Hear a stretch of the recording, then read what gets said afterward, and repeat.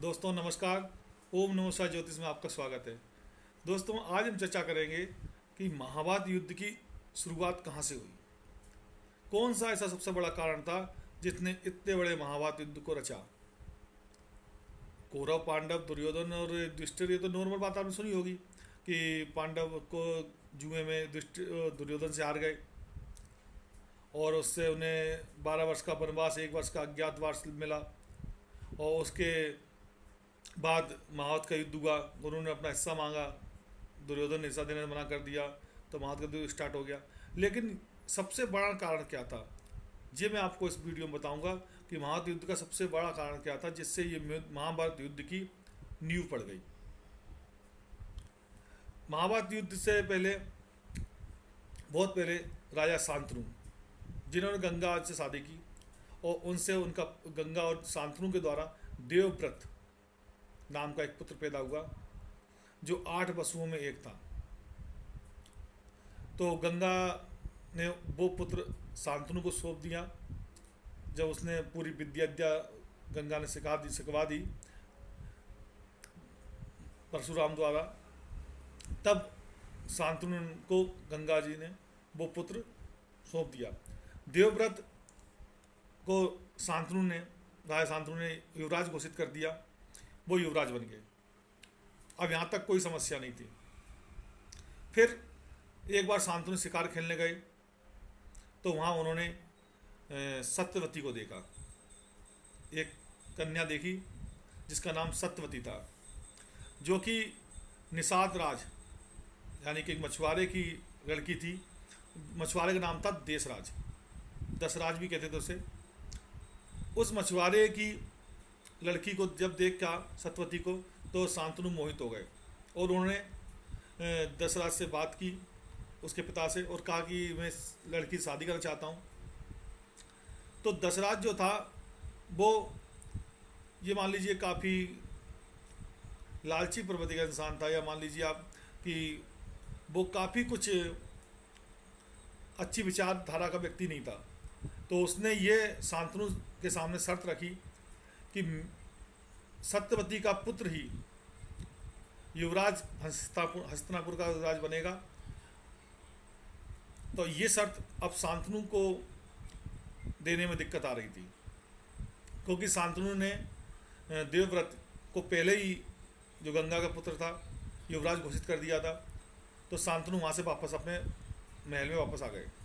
जब शांतनु वापस आ गए तो उन्होंने खाना पीना छोड़ दिया और बड़े उदासीन रहने लगे, राजकाज भी करना छोड़ दिया। जब ये बात देवव्रत को पता चली कि मेरे पिता काफ़ी उदासीन हैं, दुखी हैं, तो उन्होंने उसका कारण पूछा। जब मंत्रियों द्वारा जब कारण बताया गया तो उन्होंने देशराज से जाके बात की, दशराज से, उसी मछुआरे से। उससे बोला कि भाई आप बताओ क्या कारण है, मेरे पिता क्यों दुखी हैं, सत्यवती से आप शादी क्यों नहीं करने देना चाहते मेरे पिता की। तो दशराज ने कहा कि भाई सत्यवती से शादी तभी हो सकती है जब सत्यवती का पुत्र युवराज हो। अब तुम अभी वर्तमान में युवराज हो, कल को तुम्हारी शादी होगी, तुम्हारे बच्चे गद्दी संभालेंगे, तो सत्यवती का तो जीवन बर्बाद हो जाएगा। तो देवराज ने दशराज के सामने एक प्रतिज्ञा की कि मैं आजीवन कुंवारा रहूँगा, मैं शादी नहीं करूँगा। और ये उन्होंने भीष्म प्रतिज्ञा की, मतलब एक कठिन प्रतिज्ञा, जिससे उनका नाम भीष्म पड़ा। देवव्रत से भीष्म पड़ा।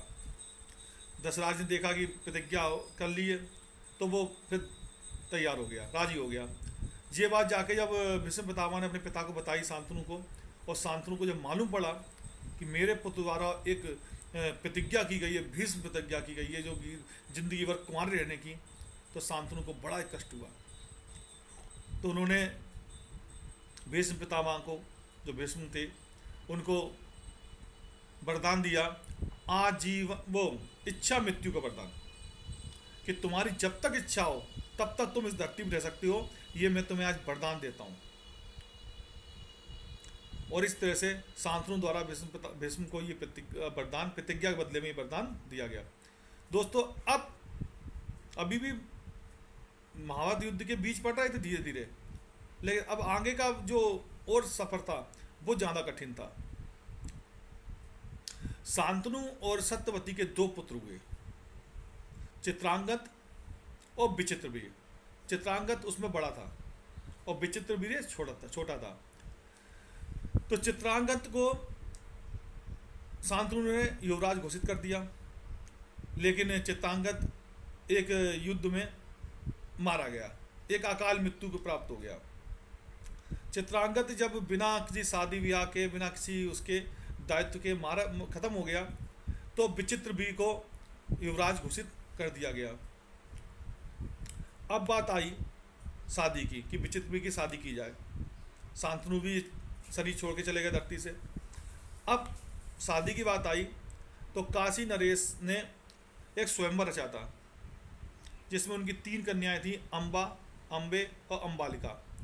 तो तीनों कन्याओं के लिए उन्होंने एक स्वयंवर रचा था, जिसमें उन्होंने हस्तिनापुर को न्योता नहीं दिया था। उस स्वयंवर में ये अपमान था हस्तिनापुर का, घोर अपमान। इस अपमान के लिए सत्यवती ने जब भीष्म पितामह से कहा कि हस्तिनापुर को न्योता नहीं दिया गया, स्वयंवर में बुलाया नहीं गया, उसमें शामिल नहीं किया गया, तो भीष्म को इसका बड़ा ही कष्ट हुआ और भीष्म पितामह अपने पूरी शक्ति के साथ काशी में पहुंच गए। उन्होंने काशी नरेश को हरा दिया, वहाँ बैठे सारे राजाओं के मुकुट छीन लिए और अम्बा, अम्बे, अम्बालिका तीनों कन्याओं को अपने रथ में बिठा के वापस हस्तिनापुर वापस आ गए। अम्बा ने यहाँ आके बताया कि वो तो साल नरेश को प्यार करती थी, साल नरेश को दिल दे चुकी थी, तो भीष्म पितामह ने अम्बा को वापस साल नरेश के पास भेज दिया।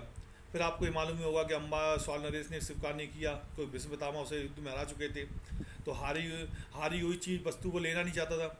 तो इस तरह से फिर अम्बा ने भीष्म पितामह को मारने के लिए प्रतिज्ञा की, शंकर जी की घोर तपस्या की और शिखंडी के रूप में बाद में जन्म लिया। वो अलग प्रसंग है। अब महाभारत के युद्ध की शुरुआत कहाँ से हो रही है, कैसे हो रही है, ये बहुत बड़ा प्रसंग है। जब अब विचित्रवीर्य की दो कन्याओं से शादी हुई, अम्बे और अम्बालिका, लेकिन चूंकि विचित्रवीर्य थोड़ा बीमार रहते थे और संयोग बस वो भी खत्म हो गए। अब कोई वारिस नहीं था, अब हस्तिनापुर की गद्दी का कोई भी वारिस नहीं था आगे भविष्य में, और दो विधवाएं सामने थीं। ऐसी स्थिति में सत्यवती ने फिर भीष्म पितामह को आज्ञा दी कि मेरे पुत्र को ले आओ, बुला लो, क्योंकि भाई की स्त्रियां हैं, विधवा हैं और वंश चलाना है, तो एक भाई का हम उपयोग कर सकते हैं। तो यहाँ भीष्म पितामह चौंक गए। उन्होंने पूछा, आपका पुत्र कहाँ से आपका पुत्र है? तब सत्यवती ने बताया कि ऋषि पराशर जी को जब एक बार नदी पार करा रही थी, तो उन्होंने अपने तप और तेज द्वारा मुझे एक दिव्य पुत्र दिया था, जिसका नाम वेद व्यास है। आप वेद व्यास को बुला लो, वो मेरी आज्ञा से इस वंश को आगे चलाएगा। भीष्म पितामह वेद व्यास जी को ले आए। वेद व्यास द्वारा अपनी माँ के आदेश से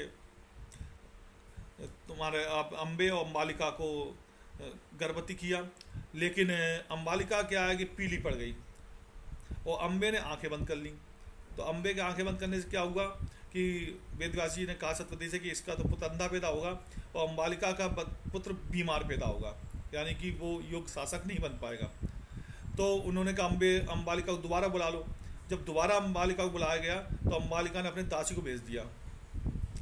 दासी चूँकि साधु संतों के बीच रहती थी, देखती थी उसके व्यवहार को, और रानियों ने कभी साधु संतों को देखा नहीं था, उनका उग्र रूप देखा नहीं था, तो दासी तो झेल गई, वेद व्यास को देख के समझ गई कोई दिक्कत नहीं है, उसने उसके तेज को ग्रहण कर लिया, जिससे विदुर पैदा हुए। अब समस्या यहाँ भी वही खड़ी रही, धृतराष्ट्र अंधे, पांडु बीमार और विदुर दासी पुत्र से राजा बना नहीं सकते। तो यहाँ पे अब सबसे बड़ी विशेषता क्या हुई कि यहाँ पे अब ब्राह्मण वंश आ गया। वेद व्यास ब्राह्मण थे, पराशर ऋषि की संतान थे, अम्बे अम्बालिका से उन्होंने पुत्र उत्पन्न किया, तो धृतराष्ट्र और पांडु कहीं ना कहीं ब्राह्मण पुत्र हो गए। अब ये ब्राह्मण पुत्र हो गए। एक क्षत्रिय भीष्म पितामह जो त्याग की मूर्ति, और 2 ब्राह्मण धृतराष्ट्र और पांडु। धृतराष्ट्र को गद्दी दे दी गई। पांडु चूंकि वो बीमार ज़्यादा रहते थे तो उनकी 2 रानियाँ थी, मांडवी और कुंती, तो वो चूंकि उनको भी एक श्राप लग गया कि अगर वो कोई सहवास करेंगे तो वो ख़त्म हो जाएंगे। तो इसलिए फिर मांडवी और पांडु तो सहवास करते हुए ख़त्म हो गए। अब कुंती अकेली रह गई पांडु वंश में, यानी पांडु वंश में कुंती अकेली रह गई। यहाँ धृतराष्ट्र की शादी गांधारी से हुई, तो यहाँ पे उनके 100 पुत्र पैदा हुए।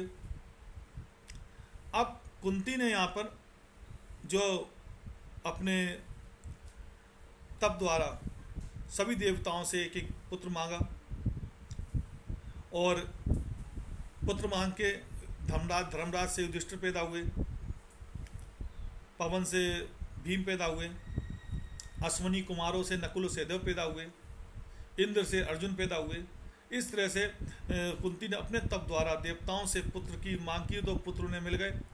तो एक तब तो देवताओं के पुत्र युद्ध के तैयार हो गए जो त्याग की मूर्ति थे, और एक तब ये धृतराष्ट्र के पुत्र थे। धृतराष्ट्र वेद व्यास की संतान थे। तो इस तरह से ये युद्ध की पृष्ठभूमि यहाँ पड़ गई।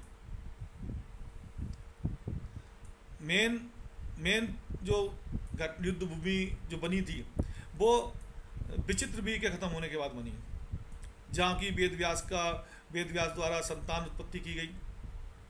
धृतराष्ट्र अंधे हो गए, पांडु बीमार हो गए, विदुर दासी पुत्र हो गए। तो यहाँ से महाभारत की स्टार्टिंग हो गई है मान लो, क्योंकि यहाँ से भी वंश आगे चलाने के लिए ये लोग इतने योग्य नहीं थे। धृतराष्ट्र गद्दी के योग्य नहीं थे और उन्हें जबरदस्ती गद्दी दी गई।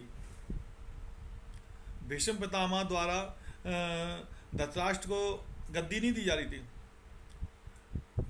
लेकिन विदुर ने भी उसमें कुछ अपना राजनीतिक नियम बनाया, और धृतराष्ट्र को गद्दी जब प्राप्त हो गई तो धृतराष्ट्र चूँकि अंधा व्यक्ति गद्दी पे क्या करेगा, तो उसके द्वारा लगातार अधर्म ही किया गया, क्योंकि वो सिर्फ सुनता था, देखता नहीं था। और जब कोई देखता नहीं है और सिर्फ सुनता है और वो गद्दी बैठा है, तो वो सारे काम सुने सुनाई करेगा, देखने लायक तो कुछ काम ही नहीं बचे। तो यहाँ से युद्ध की महाभारत युद्ध की पृष्ठभूमि पड़ गई, जो भविष्य में द्रौपदी के चीरहरण से लेके आगे महाभारत का एक बहुत बड़ा युद्ध का बीज यहाँ से पड़ गया, और जिसमें एक तब देवताओं के पुत्र थे और एक तब ये ब्राह्मण पुत्र वेद व्यास के पुत्र थे। तो एक तब वेद व्यास जी के संतान है और एक तब देवताओं की संतान है, और इस तरह से एक घोर युद्ध हुआ। और चूँकि देवताओं की संतान थी तो धर्म की तरफ थी, धर्म का उन्होंने पकड़ रखा था मार्ग। भगवान कृष्ण उनका सहयोग कर रहे थे, जहाँ धर्म है वहाँ भगवान कृष्ण है।